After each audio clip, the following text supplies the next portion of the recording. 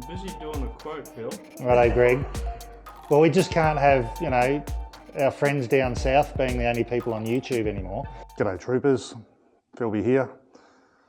Today is Friday and the Sport Glide's going in for an 8,000 kilometre service. I've had her for just over 12 months. It's done me well. I've added a few accessories and everything has been dandy all the way through without any issues whatsoever. So we're heading down to Bendigo to Empire Harley for a bit of a ride and we're going to get the job done. She's a 2022 Sport Glide, pretty much a factory fit in the white sand pearl colour. It's got quite a lot of additional bits and pieces. Mustang seat with a backrest. I do have a pillion seat, but it's in a box, hiding in here waiting on some bolts to mount. I've got grips. I've got all sorts of bits and pieces on here to make it nice and comfortable for my touring. I've got my fat bob over there for kicking around town. So yeah, so the Sport Glide's going in today. The guys are going to do a service this afternoon. I'm going to take a brand new 2024 Roadglide for a ride, so we'll see what that's like. And I'm going to leave the bike with the boys for a week, and they're going to put some Willie G heated hand grips on for the winter here. Make things a little bit more comfortable. For those that didn't know, if you've got heated grips on a Harley, and my fat bob's got them, there's a little knob on the end here, and you can just adjust the heat settings from 1 to 6, and she's nice and toasty in the winter. Anyway, let's see how we go.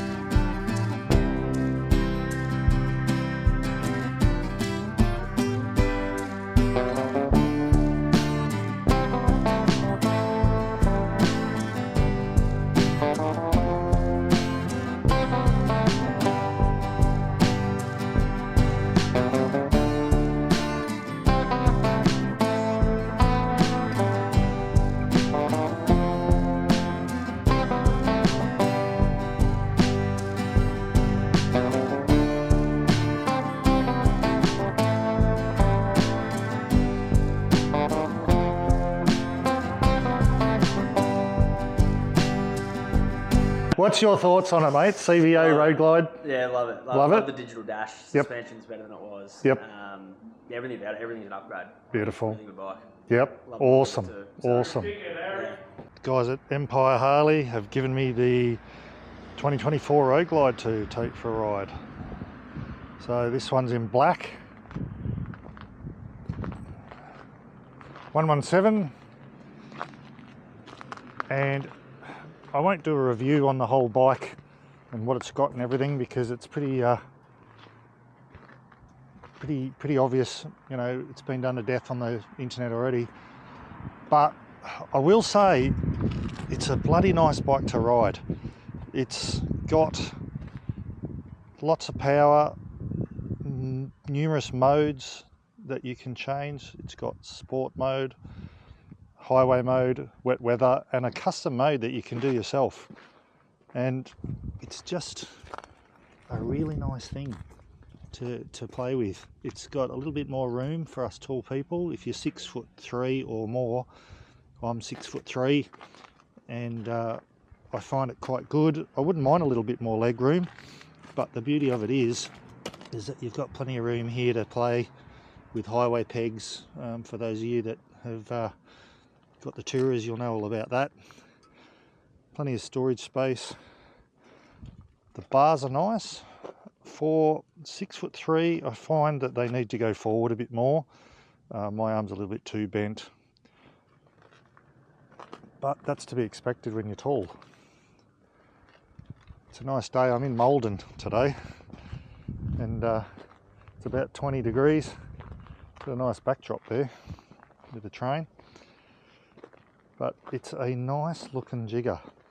Goes nicely, can't hear anything because the exhaust needs to be changed, but those things will come in time. I found that it just turns into corners really, really responsibly. I found a little road that gets you off the Calder Highway with some nice sweepers to get you into Maldon, and the bike just turns into the corners beautifully. It just tips in absolutely superb, no issues whatsoever. It does not feel heavy in any way, shape or form. The new weight of these things has just made such a huge difference compared to the old model. Suspension is a little bit jittery in highway mode. You can feel in the B grade roads in Australia, which are pretty bad, you can feel the little bumps pretty heavily. Something that's probably can be tuned out a little bit. I did try it in sport mode and a few different modes. I'm not sure whether it has adjustable suspension in that respect, but all felt good, nice. You've got that same vibration that you get in the touring models in the motor, which you don't seem to get in the Softails, but just a nice characteristic of the bike.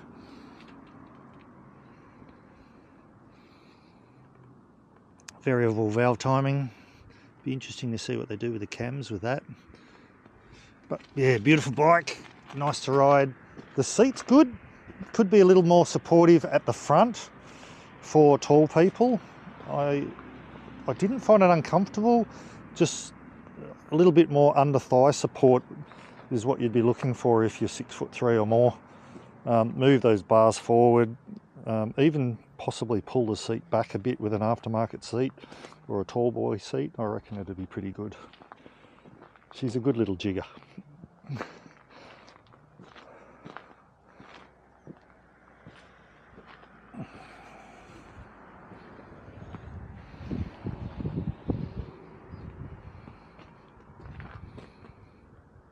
Big shout out to the boys at Bendigo Harley for the demo and allowing me to go for a bit of a blat and suss it out. I like the display on this. When you fire it up, it's only a couple of secs to get going, and this is the mode that it's in, ready to go at the moment.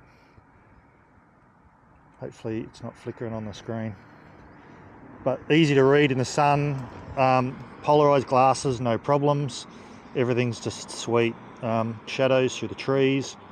I didn't have a problem with any of it at all. The sun directly behind me, off to the side. Thanks to the guys at Empire Harley for lending me the bike to take for a ride. If you haven't tried the new Roadglide, you've got to give it a crack. It's very different to the old model. Very different again to the Softails, obviously. Find some nice sweep and bends and see what you think.